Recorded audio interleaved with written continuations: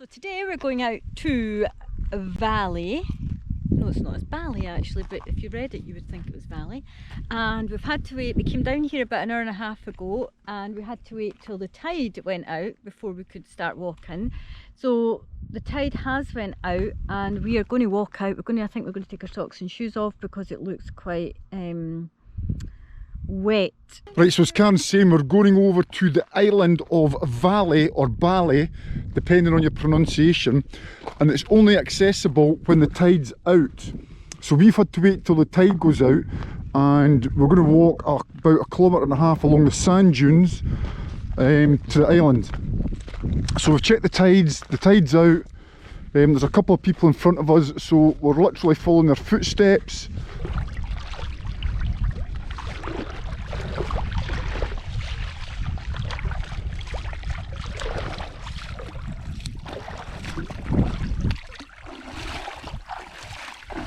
How does it feel on your feet, James? It's not too bad actually.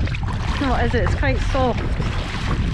It's July, it's about 17 degrees, so that gives you a flavour of the time of the year and the conditions.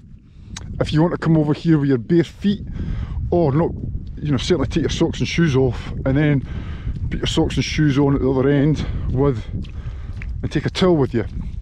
So also, as you can see, a little bit of safety advice: don't come out here unless you're experienced, you've got map reading skills, you've got a map, you've got compass, you've got knowledge of navigation, and you know the route.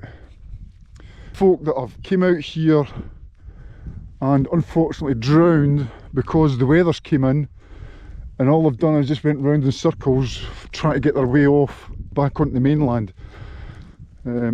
So if you are coming out, make sure you're prepared, you're experienced, you've got knowledge and you are well prepared.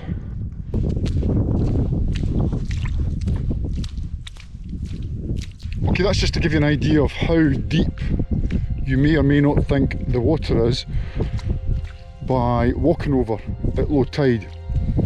So there was one section of a little bit of wading that took the water, or the water came up to my ankle certainly, and the rest of it, it's just what you've seen in that little clip there. Okay, so Karen's just told me that that's taken about 30 minutes just to sort of walk across here. And a pleasant walk it was. And a pleasant walk it was, Karen's saying.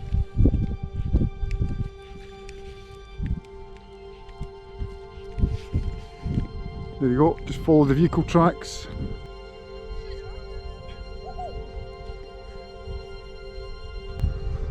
Okay, these are the standing stones marked in the Ordnance Survey map on Vallay Island.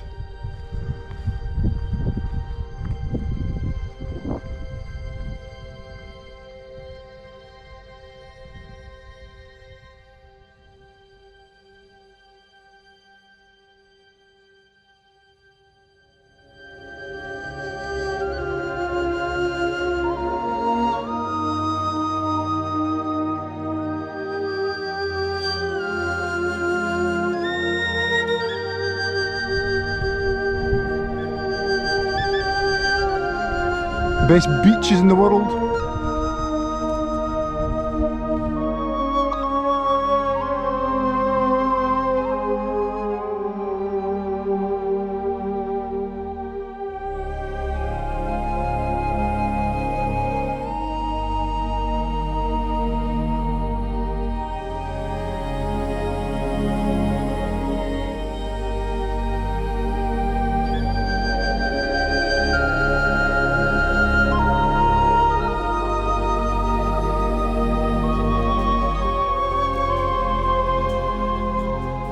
Oh man, the flies in Vallay on this island, absolutely wicked. Heinous. Crikey makey, flies everywhere.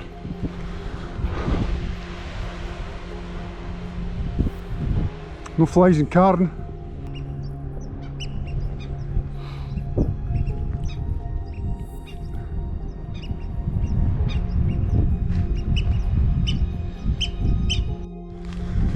guess it's not all about the beaches, just look at the lovely buttercups here in this field. There you go, this is us coming up to the old house. It's seen better days, that's for sure. Man, look at that, is that an old tractor? It is.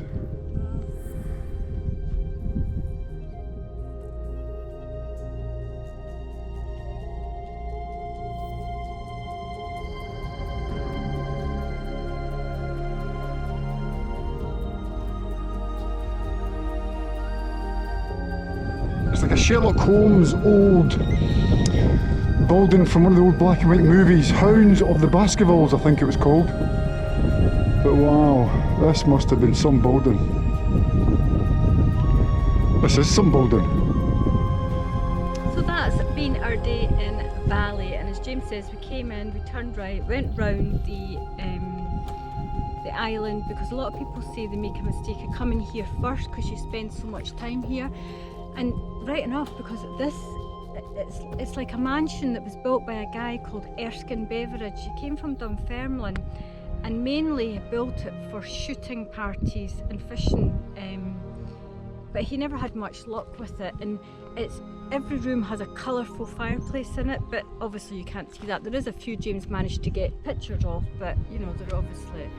And there was also a thing to say that in it had 365 panes of glass for every day of the year.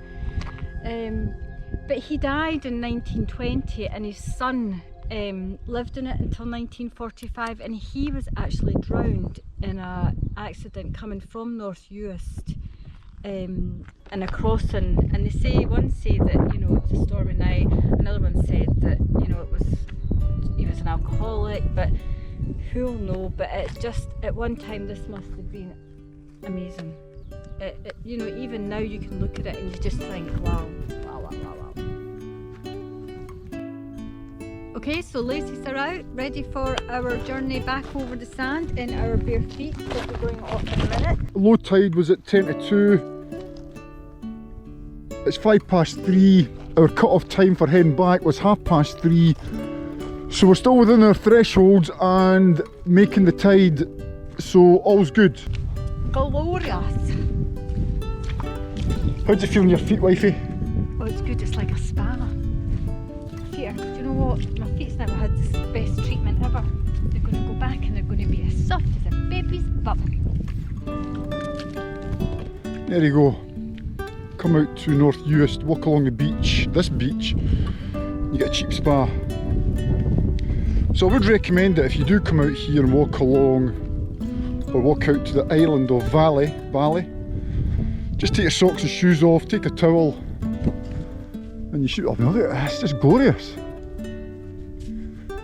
But the tide's turned and it's on its way back in, and we're on our way back to the car.